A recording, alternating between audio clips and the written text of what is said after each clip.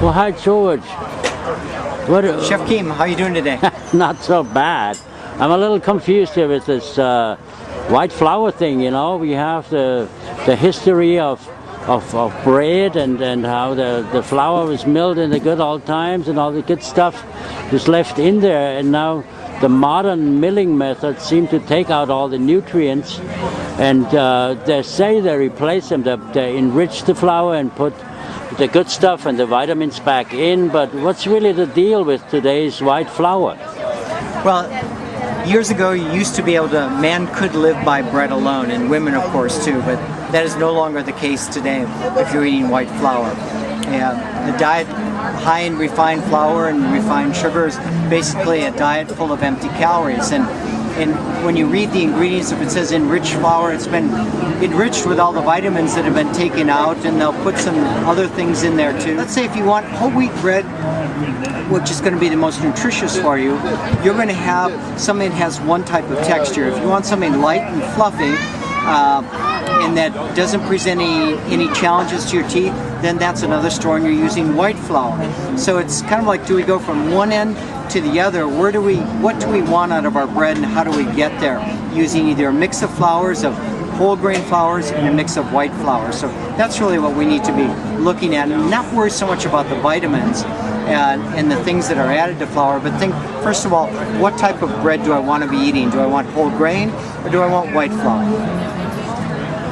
And then we can go on from there and really discuss like textures and types of flours and how I might mix my flours together to get the optimal results nutritionally and flavor-wise. Well, George, if I understand it, in the old days, the people would mill the grain and then bake bread from it, and it was basically, it would sustain them. I mean, they could eat bread and nothing else and survive. Is that right?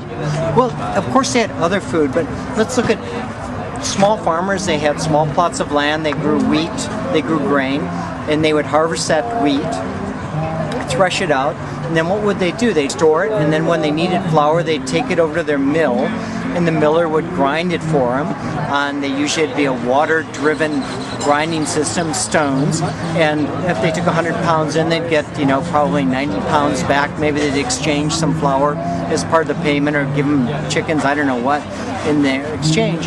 But then afterwards they would come back, or they'd bring their flour back home, and they would bake bread with whole grain flour. And the interesting thing was, like in Germany, you'd have the Backhaus, and that was really the baking house. That was like a village oven where you could take and bake your bread once or twice a week. And because many times when you're baking with whole grain, the bread doesn't dry out and have a lot of water in it, and it would be good, and they'd bake these big loaves, and they'd be good for the whole week. And people could live by that alone, and many times their meal was bread, and they might mix some other things with it, with their bread meal, probably cheese if they had cows, but it was basically a high carbohydrate diet, and that sustained people for thousands of years. It's only when we went to white flour that they suddenly discovered that they couldn't feed prisoners on bread and water anymore, because when they gave them white bread, they would start to develop deficiency diseases and not live to the end of their sentence, I guess. Well, so you could say that the lack of nutrients in modern flour could be the reason for a lot of modern diseases? It's more complex than that. It has to do with our modern or chronic diseases, diabetes, heart disease, cancer, I guess you have to lump in there too. But those come really from eating too much of the wrong food. They're not really deficiency diseases. Our food problem is really one of too much, and it's the wrong food. So it's not really deficiency diseases.